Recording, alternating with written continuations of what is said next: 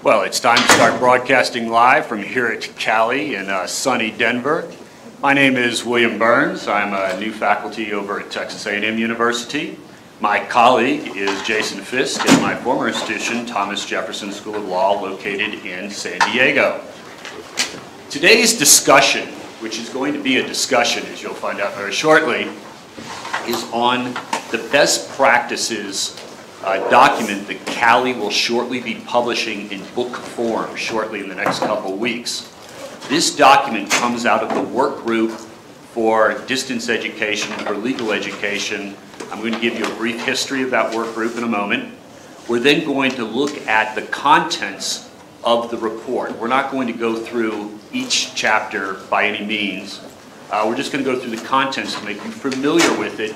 And what you're going to discover in this session is that we have come up with a lot of model potential solutions from many perspectives that are just going to make your life easier. There's going to be a lot of other questions, critiques, criticisms, and input you're going to want to give.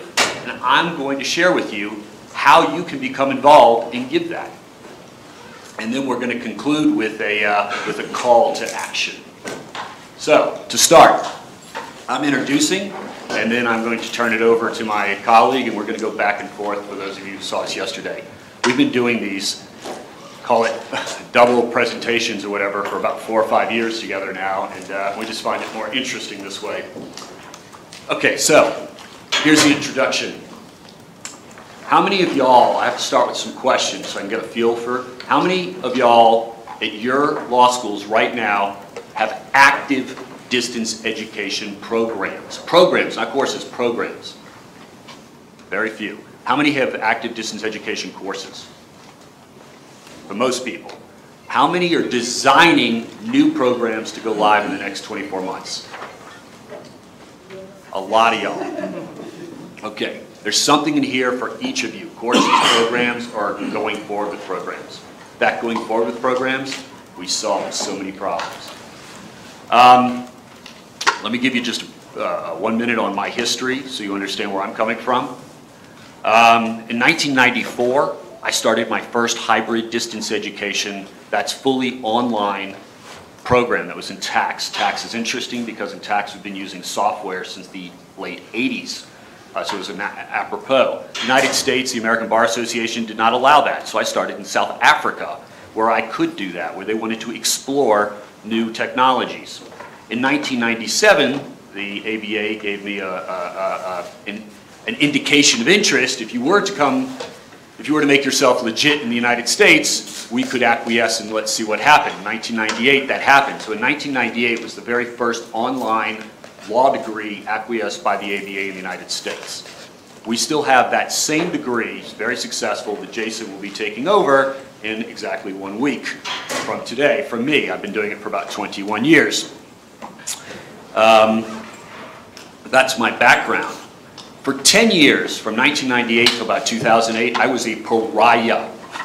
I would go to AALS and to other meetings other than Cali itself. My first Cali was in the year 2000 when I presented on what I was doing, and everybody's eyes was like big, wide-eyed, like, the ABA did what? You've ruined legal education. But no, there's a lot of people like you, IT people, were like, oh, that's cool, what are you doing? And I was like, I don't know, I'm not an IT person, what do you think I should be doing? And, but a lot of legal educators, professors like myself, said, you are the bane of legal education. You're going to destroy what we're doing. You're the worst thing we've ever heard of. For 10 years, I suffered that. So I said, well, I need a lot of other online programs so that I can say, well, they're doing it, they're doing it, they're doing it. And so I worked at that level for a while, and Alabama came online. About 3 or 4 schools came online with some kind of LLM or quasi-LLM program. About 2008, 2009, when we had that fiscal crisis, schools started to really look at distance education. But as you probably have experienced as IT people, most of you, this was your experience. Your dean walks in the room and says, I need you to have an online course or program up next week. I need you to have 50 to 100 people in it to solve our budget crisis, or we're going to have to lay off 10 people, and that's on you. I know that story because I've heard that story over and over and over again. The work group was created for two primary reasons. One, pedagogically, we actually wanted to know best practices. And best practices, what was the ABA doing? They weren't doing anything. What was AALS doing? Well, they weren't doing anything. So what were regional accreditors doing? They were doing something. What was the Distance Education Training Council, now called Distance Education Accrediting Council, doing? What were other countries doing? What was Sloan Consortium doing? What was, okay, the pedagogical best practice side. Number two, the apologist of me side. How could I help faculty, IT, and deans, these three stakeholder groups, have a discussion that protected the interests of each group? IT, as you know, you're told to do something, you're given a task, you're not given the resources to do the task. Of course, the dean says you're given more than you need. And faculty doesn't understand the question at all. So this work group and this document is going to address those kind of defenses that you need to make. And if nothing else, it's going to give you a 137-page agreement by 100 law schools, equally representative of all tiers, from Harvard down to a Thomas Jefferson, first to fourth, all tiers represented, not written by any one person, written by literally all 100 law schools, using Google Documents and things like that. So nobody got what they wanted in it. Everybody got a 137-page document that you can slam down in a meeting and go, because they're doing it this way, if you need to do that. Finally, I'll end the introduction with this. This document is meant to be adopted by its adaptability. So I call it adoptability through adaptability. This isn't your answer. This is your starting point of your discussion to copy and paste from. It's common license via Cali. Thank God for Cali that they're going to do this for us, because we couldn't have done it ourselves. They're going to do this. Give it to y'all and everyone else so that you can copy and make your life easier. I'll end the introduction with that, and we're going to go to Chapter 1. So we just thought it would be worthwhile to go through a brief introduction of just a couple of the different chapters so you can kind of a flavor of what the document is going to look like. And was just mentioned, the goal is not for us to tell you this is the best practice. Instead, it's to give you a spectrum of possibilities of what universities and law schools are doing in the arena, so that you can look to see within your tailor-made situation for your students and your school and your program situation, you can pull out things that would best apply to you at your institution. And so the goal of the working group and the document, which is a very much an evolving process, is to find what are kind of the ideas of today amongst all institutions, and also to see, try to gauge trends and to see where this might be going in the future for legal education. And so those are kind of the goals of the working group and the document that's being put together. Chapter 1 discusses a lot of kind of high-level ends from educational theory. So it'll talk about how you can apply behaviorist approaches or constructivist approaches to online education, and also about different tech resources that might be available. It also talks about what different spectrums are that online programs are doing for administrating distance education. And of course, the very important part, which all of you are right on the front lines on, and that's the tech training. Because what good is having an online program if faculty are not on par with what is needed? And so that's a very important part of it. And then it also goes into the IP, which is very relevant, and business and financial models as well. So in Chapter 2, one of the initial questions that each school had to answer for itself was, are we going to do this asynchronously, synchronously, a hybrid of the two? Is it going to be a hybrid of those two plus residence hybrid? There's no right or wrong answer. Some schools are doing it one way or the other. Our work group is probably equally split. When I started in 1994, I could not do it synchronously. There wasn't the bandwidth capacity, there wasn't the technology, so I started asynchronously. No matter what, I had to start asynchronously. I moved into synchronous as bandwidth caught up with me. This report goes asynchronous, gives you the pluses and minuses. Synchronous, the pluses and minuses, both from our experience as about 40 different schools who are actually doing distance ed. I don't know if y'all knew that. There are about 40 law schools who have actual programs, not courses, programs. If you just talk courses, there's over 100. Now, they only may have one course, but they have a course. So there are about 40 schools that have actual live online programs, anywhere from 250 students to down to maybe 10. And then we did a comparison, asynchronous, synchronous, and then we did a, it ends with, you can go to the staffing one. Yeah. See that last point? Here's the gist of it. Whatever you choose, you as IT people, it's going to be the burden on you to make it happen. I don't know if you haven't been through this experience yet. I promise you, we have 100 schools that have been through this experience. You're going to go through it. I'd hope you're an outlier, but your dean's going to come to you, and a faculty member is going to come to you, and they're going to say, okay, I'm going to show up at my desk and video record me. And you're going to go, but that's not what I think is supposed to be how it works. And you're going to go, but I don't have a video recording equipment. I don't have an IT specialist to media edit that. So what are the resources that you bring to bear? This report goes through bullet point by bullet point what we think as schools doing and what pedagogists have said in articles with footnotes, side notes to those articles, what they tell you the resources are. Again, it's adaptable. If your school, dean, faculty votes and says, we're not giving you any resources, Godspeed. Godspeed, child. But if you want to follow the best practices as they currently exist in the industry today, you have some bullet points to defend your solutions that you come up with. And I promise you, Al, just raise your hands. They can't see you on camera, I think, for this.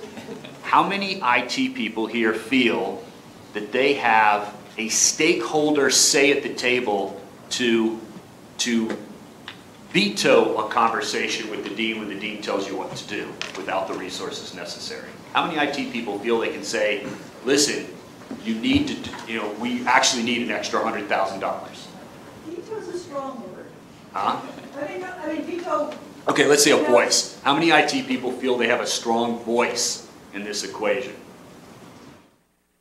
Actually, quite a lot of y'all feel that. Strong voice, yes. Veto. Well, we hope we're giving you a stronger voice, or at least when they say, well, what are you referring to? What's your background? What's your source material? We hope we're giving you source material for that. There's been a lot of presentations at Cali here that have been amazing on this side, talking about instructional technology tools.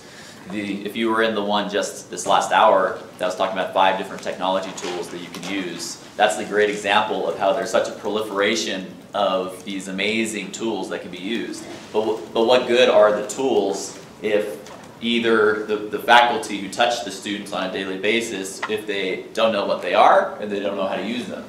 And so the document tries to go about the process of not necessarily identifying all of them, because every day there's a whole new list of creations, but instead, it does list some, but instead talk about how do you identify which ones can be useful and practical to implement inside classrooms. And so that's kind of the approach that's taken, and also the approach that's taken in each of these categories. So learning management systems, it doesn't say Blackboard's the best to use or desire to learn. And instead, it goes about approaching how to identify what learning management system can be the best for your institution in which situations. And it does go about listing some of them. So the same with all of these. And so it talks about how these different instructional technology tools are used in online programs at the moment, and also some resources to go about being able to identify how to make it best in your classroom. And that includes webcasts, so the live sessions. So whether that be in any of the different mechanisms that are available, which are numerous. In Chapter 4, we turn to assessments. The ABA requires assessments going forward. Your schools will probably have put together a committee who's looking at that. We know that under the regional accrediting standards that almost all law schools are subject to, you've been dealing with assessments for a long time, just generally the law school ignored it. So we go through assessment theory for how do you assess students, grade books, polls. We've heard about a lot of tools during Cali that one can use in a classroom.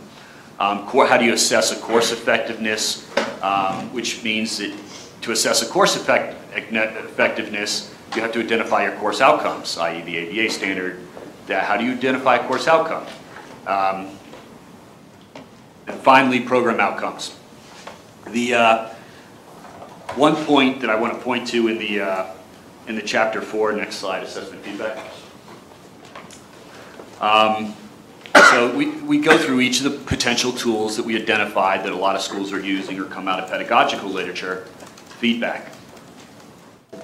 How many faculty give feedback within 24 hours? Why 24 hours? Because that's what seems all the pedagogical literature says. It's not just the psychological instantaneous gratification theory. It's actually statistically been proven in model after model, test after test for students that within 24 hours for distance learners, they get some kind of meaningful integration of the knowledge that they're dealing with. If you wait 3 days, they don't.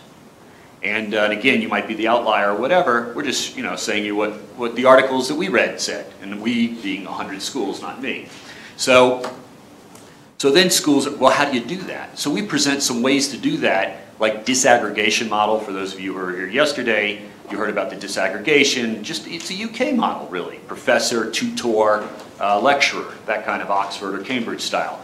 Whatever you call it, you're probably going to need more than one. There's not going to be a model of one faculty member, one online course, if you're going to have online courses with more than like 15 people, because just too much stuff to read on a daily, weekly basis. A faculty member isn't going to go in every day, necessarily. Some obviously will, some won't. So we give you opportunities to explore how to create that feedback loop at a better basis. And again, as we'll hear at the end of this, you're going to teach us as new schools who join the group and give feedback other ways that we haven't thought about that are outside of our universe. Chapter 5.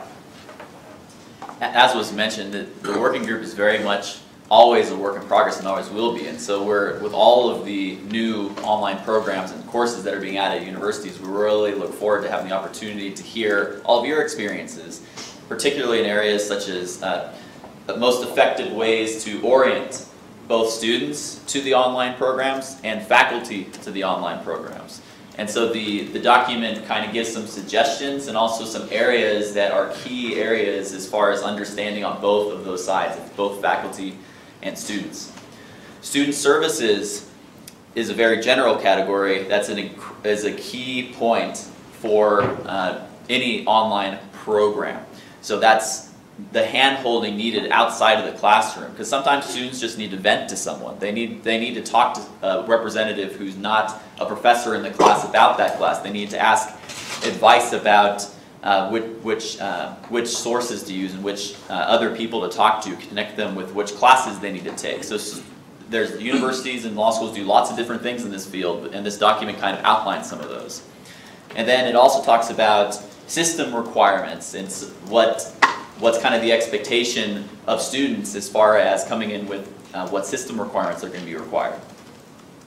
And also what kind of testing would be needed across multiple devices, whether that's Android or iOS or whatever the systems might be. In Chapter 6, it's again about resources. For anybody who started a program, you immediately find out you need to do a lot of training. Training of faculty, training of adjuncts, training of the students who are coming online.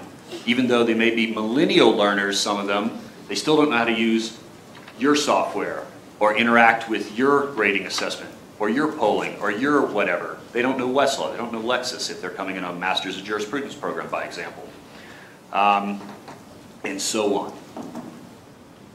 This document goes through the criterion for each of those training. It gives you some examples, some anecdotal examples of what law schools are doing. More importantly, it gives you criteria of how to assess what you need to put into your training program. Most importantly, it gives you defense to say, this costs money. Or let me say it another way, it costs resources. Whether that resources is labor time, which costs money, time is money, and so on, it costs money. So if we had any William Mitchell representatives, I'm sure somebody from WM's here, they'll tell you is they're really the leaders now. I like to say, oh, I'm the leader, I started in 1984, but they're the ones who have the first hybrid Juris Doctorate program, which I've never played with. And in that sense, so they've had to start a whole new first year JD program online, and they think they have almost 80 students. That's a big cohort. So much training, which costs time, resources, and it's a project management. And if you're in IT, you know project management, but faculty don't know project management. It's like once you become faculty, you forget that you worked in a law firm, and in a law firm, you project manage your clients, we might call it file management or something. It's all project management. You got it in engineering school. Faculty forget that, but you don't forget that because you're IT people. So we have project management. We bring all this up so when you talk coherently to your faculty and dean, you can say, listen, these are components of a successful delivery, rolling out of a new online program. That was the whole chapters we were going to deal with. There are 10 substantive chapters. So if we looked at the table of contents, as you saw on our first introduction slide, we had financial models. So we dealt with other areas. We're not going to, you can see those on the first thing, just lots of people have discussions about, we don't know whether to go with a partner like Pearson, or have to deal with CALIcon, Kaplan, and or there are many partners out there. So we discuss what it looks like to go with a partner. We discuss what it looks like to go alone. What it looks like, there's no answers again. We just have an open discussion with feedback loops. Like, this is an open discussion. Actually, it says that in financial models. We were going to actually put a line item of what it looks like, but for antitrust reasons, one of our antitrust experts on the work group, Oliver, said, I don't think you should do that one. But I have I'll share that with you on a personal basis, not as a work group, not as a school. I've been sharing that for like 15 years with schools. Like, this is line item, what I've been doing. Share me yours so I can see how to improve mine. Let me just show you some of the appendixes, because I told you I'm going to give you some solutions. I'm not going to show you on the board, I'm just going to tell you what's in there. You can download them right now. On the Cali website, we put the links to the work group page, and again, you're going to have a Cali book, so it's going to be very convenient. Appendix 1 is Model Law School Distance Learning Policy. So the ABA requires that you have a policy if you have a distance education course even. You have to have a policy. How do I start? Where do I start? Copy and paste, adopt through adapt. Open this, open your faculty or wherever you're going to decide this, open this as your discussion document. Change it all you want, we don't care, we have no ownership to it. And if you want to blame it on somebody, blame it on Cali. Most importantly, I also wear a dean hat. So I've been a faculty member, but I've also been associate dean for about 8-9 years now. I'll be associate dean at Texas A&M. And I know that wearing my dean hat, if you show me a 137-page document, that conversation just ended. But if you can show me a 10-page with bullet points, with something that written, I have to recognize what it looks like. So guess what? ABA standards, they are written identically to the ABA standards. Standard 101. And they have interpretations. They have definitions based on the ABA and the regional accreditor standards. So we make it really, so we have, we mentioned the ABA standards, of course, and then we have like standard 101, the interpretations. So your dean goes, oh, I recognize this format. Oh, I could literally adopt this. I could go to my board of trustees who are used to regional accreditor and adopt this. Okay. Another interesting solution, we have a startup checklist. Cradle to grave, everything you need to know, it's a literal checklist in a project management format. Credit April Barton.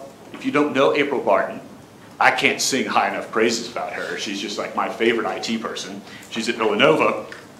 She is, but she did like a project management sheet from accreditation, compliance, every single potential regulator from federal to state that you need to have interfaced with. How many people know that state regulates online distance education, every single one of the 50 states, and that you can actually, some of them, go to prison, criminal fraud, for not having registered with their state for offering distance education? And that what's the school that they just shut down 2-3 weeks ago? Big profit school. Corinthian? Same company. Yeah, Corinthian. That started as a state matter that got bumped up to federal. So you didn't even know that. We got on the checklist. We tell you how to do it. We have another appendix that tells you the states. You go to your general counsel. You don't do that. You're IT. You go to your general counsel. You go, somebody told me at a conference, what are we doing about this? And by the way, I'm not the guy they're going to perp walk. I'm IT. It's the dean who's going down that perp walk. Anyway, step by step, from pedagogy, what you need to read, training faculty. Finally, we have I told you, the model standards. So we have a model standard, standard 101, and so forth. We have other appendixes, and the last appendix is the 100 law schools that have agreed to have their name listed that they participated. We didn't list us as people. I'm the one most vigilant saying, don't list any people behind this project, because it's not about us. It's about schools collaboratively coming together. Let me tell you how important that is. How many people here deal with the ABA? How many people, even if you're on an ABA committee, say, those ABA people are imposing top-down, how do we get involved as a law school? We weren't even part of the discussion. I hear that over and over again by people who actually sit on committees at the ABA. And I'm like, but aren't you on the committee? No, but this is at the standards review. But this is at the... We didn't want to go that model. So we tried something new. We followed the Parisian revolutionary model. Organic growth, and we hoped we didn't get our heads chopped off at the end. Which means that we collaboratively came together without forming a 501c3 or anything like that, and hope we didn't get sued by somebody. We said, we're a loose consortium of people who are at law schools who are self-funding ourselves, or schools supporting us. We raised a little bit of money from some schools and ourselves. And we said, we're going to work on this, and then how are we going to do this outside of 2 meetings a year? So we used AALS. How are we going to do it outside of that? So we went on to Google Documents, and we actually used Google Documents to do our editing in between meetings. So we did a hybrid residence online experience, and it was so aggravating when people are doing edit over edit over edit, and arguments and comments and sides. But it was an exhilarating learning experience for everyone also to see how that is in practice, because this wasn't 1 or 2 or 8 people. This was like 50, 60 people creating a document. Maddening. And it worked. So that's an experience in itself. And if you want to join the work group, so my last is called Action. How many people here have been to a work group meeting? Not so many, so you're all new call to action people. Work group is deans, faculty, IT, publishers, software providers. About 50 to 60 people show up at every work group meeting. Going forward, I've asked that we don't do work group meetings anymore because of budget, that we only do CALI and AALS because people already have budget for that. Get more faculty involved at CALI. We're an online work group. There is a website. The website has a contact detail. Right now we have a volunteer from Hastings, Ashley, and so she's collecting the work group. Hopefully in the future, John has agreed. He hasn't agreed, but hopefully in the future he will agree to really take the work group on as an administrative exercise of who's going to add you to the Google Docs drive so that everyone has access to it. Who's going to put you on a mailing list? Who's going to do all that? I'm a tax faculty member. At the end, I don't want to do that. I just wanted to push it forward that we had a place to meet, to sympathize with each other, to empathize, and to get stuff done. The work group is about discussion, but never does a work group session end without a call to action that has an actual action plan that we then execute. So here's the action plan. My call to action is join the work group, get involved, figure out how to work this plan. My action plan is how many people here in this room, you guarantee me, you swear, if a Bible, Quran, whatever your holy book is in front of you, you swear that you're going to reach out to that website and join our work group in the next week, in in the next, before next Friday? How many people will go on to our work group site, download this material, and take a read? 1, 2, 3, 4, 5. Maybe I should snap a picture and get everyone's names. Usually we get a round robin sign-in sheet, and then I have myself or Ashley would be emailing you and saying, did you join yet? Did you join? I didn't see you join. So it's on the Cali website. It's under the description of the. Someplace else a couple of weeks ago. It's a good place to. Under the session I put in all this literature, like what the session was about. There's a link, the slides. Last week, that was a deadline. All right, so I tried it yesterday. I can simplify a little Okay, bit. So it's been changed since then. the working paper, the working book, the book you've got right now in draft form, because we got some formatting issues to do. Is at www.w. Oh wait, let me get this right. Yeah, working group for this. WGDLLE.org right now.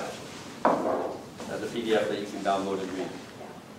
We have a Google group, but I don't have a link on the website for that yet. I'll do that while you finish your talk. I'm finished, so now it's open. Wait.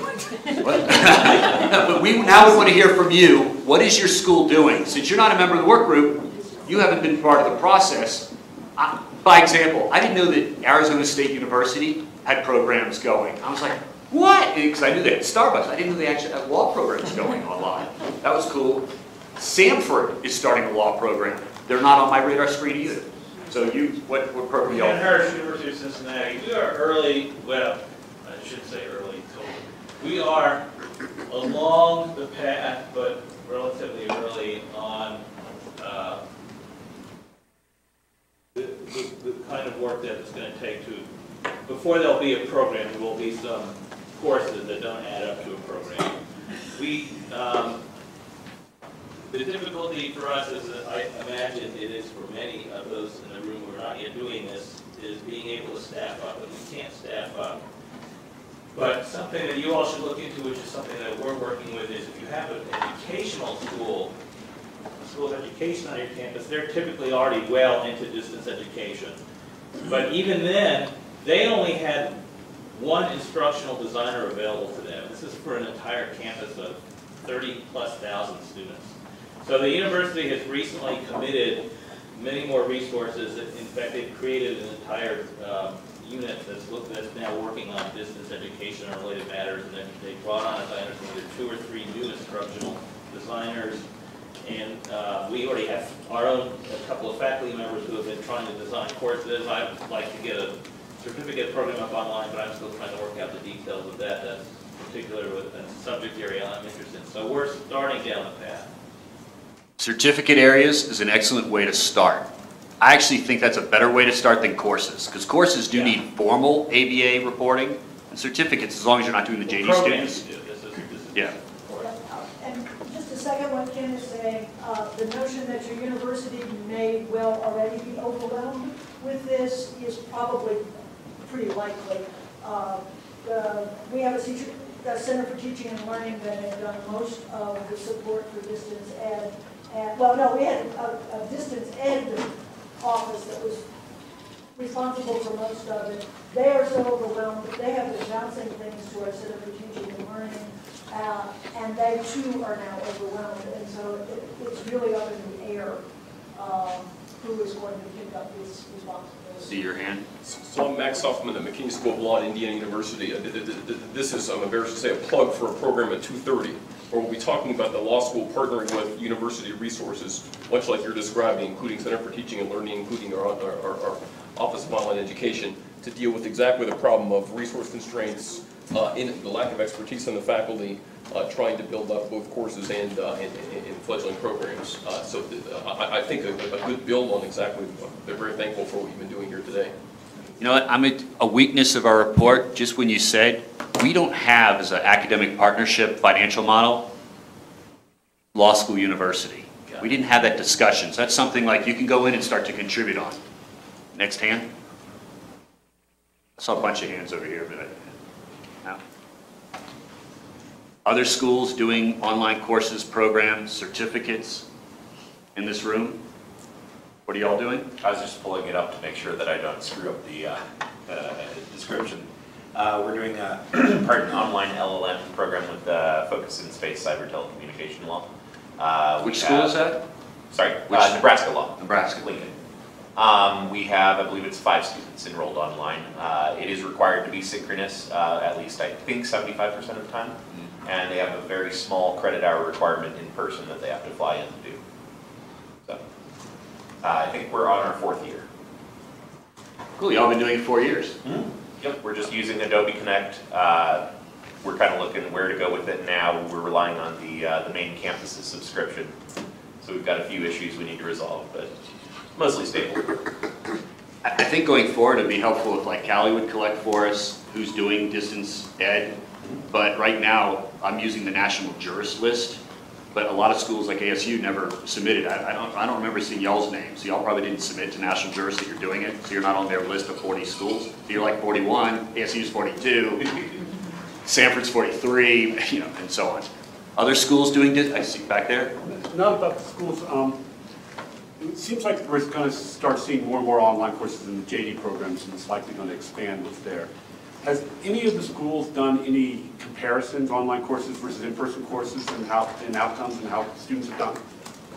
There isn't necessarily, I don't know of any in the law school arena specifically, but there's overwhelming evidence in all the other. Yeah, I understand other fields, but if you've ever been to a faculty meeting, you know they don't believe any other educational So group. I tell you, we all have a hero in the room then. We're all hoping that William Mitchell, who has The whole program, yeah. And there's William Mitchell, 2 William Mitchell people here I saw now. They have what do you call it, a pedagogic statistician, I forget what you call the exact title, who's doing the assessments.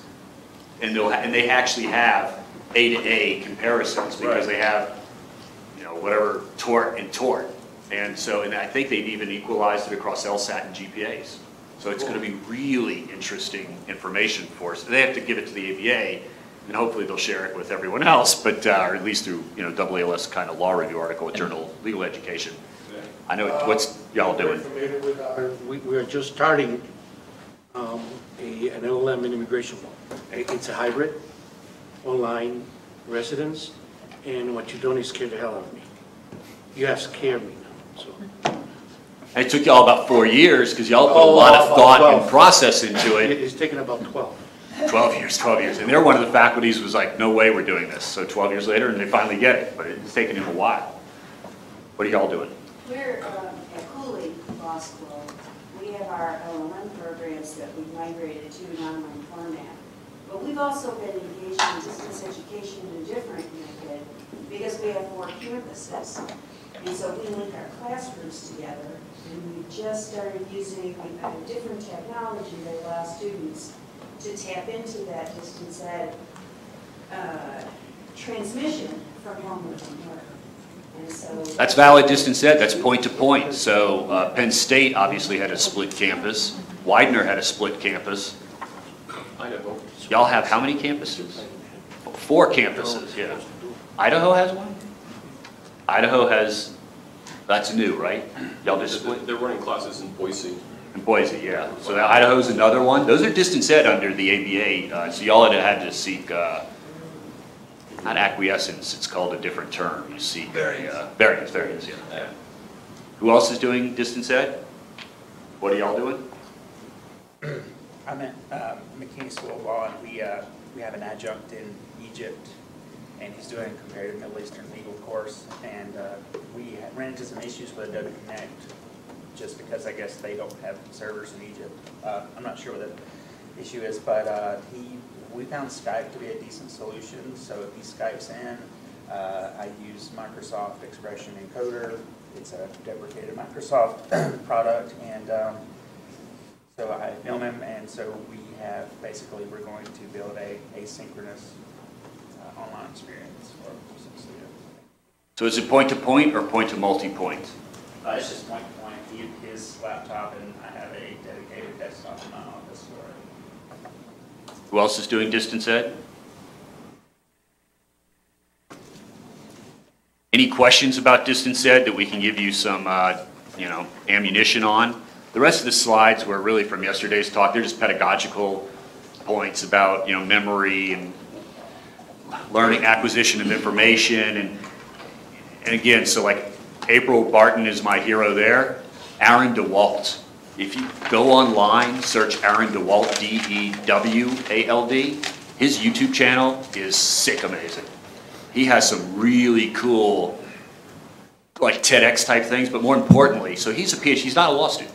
He's a PhD student in education school at Utah, and he's been assigned to, his PhD's on legal pedagogy, distance education, something like that, for legal education, so he's been breaking down the process of how lawyers think without having without going to law school. So he's not been indoctrinated in our boot camp of we do something different or special. He's like, there's pedagogical accepted models out there, and I'm going to try and apply these to what you do. And he's created YouTube videos, and then he's actually created law courses online. Really cool stuff. He created a terrorism course, not him, but a subject matter expert. He has a terrorism course for me. I was like, dude, Aaron, how are you in this? He's like, I'm not, I'm the support person to help put this online, totally different than our residential terrorism. More specifically, anti-terrorism course. Anti-terrorism. Too late, you're on a list. Either for the room or for you or for both. So we had I'm at UNLV, and we had for a couple of years, quite a while ago, a professor who taught a course synchronously to a law school in Indonesia. And he would go into a classroom that was all, gigged up in ways that most classrooms weren't then, but are now. And students sat in a classroom at a law school in Indonesia, and they could see each other and hear each other, and the students could ask questions and all that. How many of what's your sense of how many of the programs that are being offered synchronously now go directly from 50 different students' laptops or office computers to a single faculty member? Point to multi-point. It's point to multi-point. Point to multi-point. Is that more common than? Of the law schools, I can't talk about the whole universe of distance ed. Of the law schools, most of the law schools' distance education programs right now primarily are focused on asynchronous models, which would be just pure multi-point. The synchronicity is point to multi-point. That is the synchronicity. There are some law schools doing point-to-point, like Cooley said, with their 4 campuses. Iowa and Ohio State. Ohio State, even our school at Thomas Jefferson, we were doing us to India, us to Alabama. They were just sharing an IP course. That was JD level, but for actual program level, we were doing us to India, to 3 campuses in India. Not multi-point, 3 campuses, 1 campus on our side. And it was very difficult to do. The bandwidth was really problematic. And anyway, that's what is going on out there. It doesn't mean that new models won't come ahead in the future. I imagine a world, I'm not there yet myself, but I imagine a world where you're going to have really effective collaborative discussions online as a real kind of board meeting level video conference, but that takes a lot of internal training, intro training of your faculty and the students on how to do that. Online, I'm talking about online. I statistically track that informally at the LM level at least, and there was definitely a trend 3 or 4 years ago that there were a lot more synchronous type things, and then now the trend is a lot more asynchronous models, but ebbs and flows. Other questions, concerns, critiques? What are y'all doing? I have questions a little off topic though, but yeah. I'm curious, since you've been doing this for so long, what tools are you actually using for your course right now? So every couple years I change. So I'll tell you what's now, but if you asked me 3 years ago, it'd been totally different. Right now we're using Blackboard on Lexis because it's free. We use Blackboard Collaborate because it's really inexpensive for us. I don't know if that's because I got a good deal or whatever. I use Google because it's free, all the little Google tools and technologies. Jason uses Panopto and things like that. We use a lot of free tools. That's because about 3 years ago, like they said, your budget goes from budget to 0. Figure it out. I went, that's really tough. I went 0, 0 or like 0, playroom 0. 0, 0, like we're not going to sign a PO again. Figure it out. I was like, okay, free tool time. I reinvented, or Jason and I reinvented, because I was like, dude, I'm sorry to say that whatever we were doing just got changed. But that's what we're doing right now. We also use, obviously we use Dropbox. Some teachers like Dropbox. I prefer Google Docs. That's someone on a faculty member level, but from an IT department, you hate that. You want one, you don't want to support 5 systems. You want to have one thing, or best, at most you want to have choice A and B. But you don't want to have choice A, B, C, and D, especially stuff that you're not familiar with.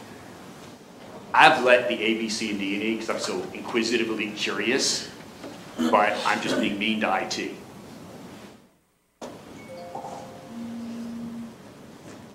Oh, we have CALIcon, by the way. We use CALIcon at the institutional level. CALIcon with an Echo 360 server backup. Good? I was just wondering, since you've gone to nearly free, how much time and energy is devoted at the various points, not just with you, but with your students, to support and help, and how much is lost because of failures of technology? Our failure of technology 6 years ago, 5 or 6 years ago, just because of lack of resources, probably cost us 30% attrition rate. Now, I serve more older professional students at firms. They have 1, less knowledge of technology, and 2, less appetite for time. Millennials have more adaptability to technology. I can't talk about their appetite for time. I don't know, will they give an extra 5 minutes to figure something out? Maybe they will, maybe they won't, but lawyers won't. So now, and this is more Jason's doing, I'd say, we simplified the process, so simplified it, so made it intuitive that you just can't screw up. But also, we put in, the orientation used to be more live oriented. We have flipped the classroom model. We wouldn't flip because that was the easiest to manage. And he, more particularly, that orientation week is so precise because we evolve, we learn every year. And so somebody has a problem, it instantly gets recorded video. Somebody had a problem, it becomes a frequently asked question kind of video, how to solve that, but it's in orientation. That's a whole week. That's not anything to do with learning. Law, substance, that is purely, let's talk about technology. And some of your people are going to be like, oh, that's so boring, yon, yon, yon. We're like, everyone has to do it. And it's the best place for them to start to create social networking online. When dealing with online programs, if you haven't already found out, the key statistical indicator of program success is your term 1 to term 2 retention rate. And so thus, us with limited resources, we devote a disproportionate amount of resources to those beginning orientation first term courses to make sure that those are absolutely perfect in every single way. And then the other ones are good, but they don't have the resources that those beginning courses have. How are you using, or if you use, are you podcasting for online courses? We're not right now. However, when I started, not back in '94, but around '98 to year 2000, obviously Apple didn't have its podcast thing, but I did have bulletin board audio files because bandwidth allowed that. And it was the easiest way for me to allow students to download my my audio files. They weren't big hour-long things because that would have been too huge. There wasn't the compression technology that we have today. But still, it is kind of interesting historically to go back, because if you search, you'll find them, or I can give them to you. And so they're like, 7 to 10 minute audio file talking about current events of 1998. But you can, if you understand compression technology, you can hear the bumps and skips where the bytes where it's like it just didn't work from the pass-through, whereas today all that would be captured and it would be more fluent. That's kind of interesting, but we're not podcasting. I know people who do podcasts, so if you're interested in that, I know actually a tax guy. Well, so if you go into Apple, iTunes, and you do a search on international tax, you're going to find somebody who doesn't just podcast audio, he podcasts his lectures, mass distribution, and they're really good lectures. And there's about 10 of them that you can download and listen to on international taxation. There are schools that obviously use that model because there is Apple University. So there wouldn't be Apple University if somebody wasn't podcasting on Apple University. Other questions, concerns, criticism, input? If not, we're not going to hold you. I mean, there is coffee outside, so. Do the guidelines address issues of accessibility? Yes, ADA. There's an ADA section. Doesn't mean it's perfect or great. It means that some people who had ADA experience, in particular Beth Kransberger, who is the Dean of Admissions, she's now at Penn State. Yeah, Penn State, the two Penn States. Anyway, she's an ADA person, so she gets that. And so she started to write that up. But I'm sure there are many areas where we didn't, like, I'd never dealt with a blind person before, and distance ed, and then I had a blind student. I was so afraid. So I'm just an on the table guy, so I call him up and I say, "You're blind, I don't know how to deal with you. Tell me, what do I need to do?" And he goes, "Oh, we have something called screen readers." It's like, "How does it work?" And he's like, "It reads the screen." I was like, "Oh, that's cool. How do I get a screen?" You know, so I learned that way, but they have this figured out. There are the Blind Association who sued LSAC. And Amazon too. Oh, Amazon has a Kindle. And Kindle. So they figured it out. So if you need a solution, it's like the Lighthouse for the Blind figured it out. There's the Deaf Association. How do they do it? Well, 2 months ago, EDX had an agreement with DOJ to make their site accessible, so I'm just wondering if it's been included in this. It's in both the how to set up a program bullet points, because you can be sued for ADA, so it's a compliance matter, and it's in the operability model, some solutions to look at, i.e. look at, you know, the association to protect the blind and so forth like that, and you might find solutions so you don't have to reinvent the wheel. Yeah, I just want to add a few comments about accessibility. First, it's ADA, and there are other acts involved as well. The Rehabilitation Act is just as involved. What's that act called? 504? The I can't remember the exact. Rehabilitation Act? Rehabilitation Act or something like that. Is that for the military? No, that was a precursor to ADA. Okay. And second, in primary education and secondary education, there's IDEA, which is the Disability Education Act, but that doesn't affect law schools. But the main point I want to make, because this is going on right now at our university in Cincinnati, the civil rights, the Office of Equal Opportunity, or I'm sorry, the Office of Civil Rights, OCR, within the Department of Education, so we're not talking about DOJ, but the Civil Rights Office within DOE, is being very aggressive now on accessibility, going to the, especially, among other places, university websites as well. And at UC, I understand that we are meaning the university through counsel's office, is in the process of entering into a consent agreement with this office on matters of, so I don't think that an actual suit has been brought. I think it's pre-suit consent arrangement. Addressing this accessibility matters, and the first thing that's come out of it right away is everybody's just got to have a link to the university's non-discrimination on disability site, among other things, language. But ultimately, the university is going to use this agreement as one of the new drivers of their, no doubt, years-long effort to use a university-wide content system that everyone's going to have to be part of.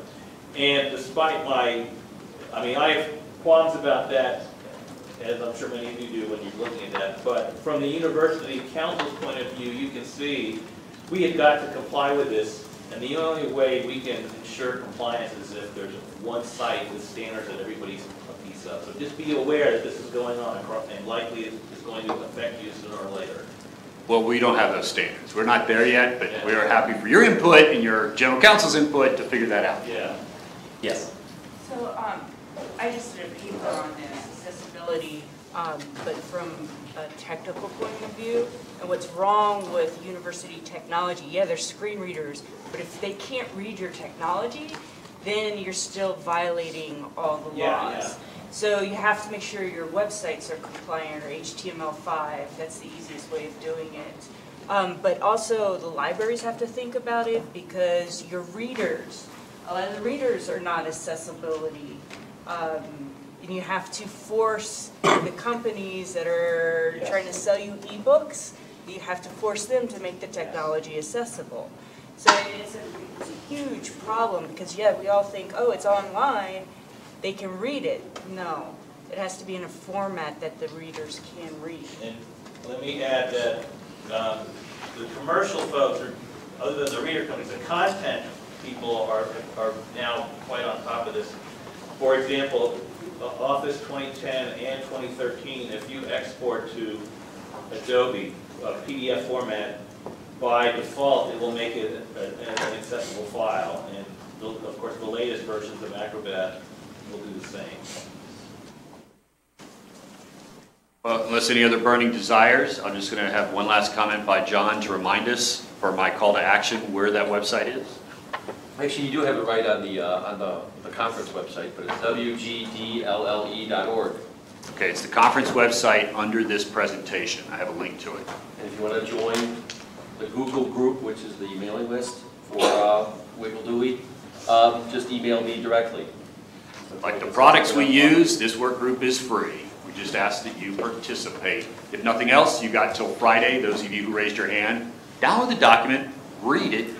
If you don't like it and you think it's all shite, send me an email and say, Byrnes, you're a big screw up. That's fine too, because then it gives me some feedback. If you want to say, listen, I want to take charge of an ADA section, of a this section, of a that section, that's even better for us, because it's easy to say, well, I don't like what you read. Much better to say, here's some solutions for what you've done. I'll end with that comment. Thank you very kindly for joining us today. Stay strong, stay DE.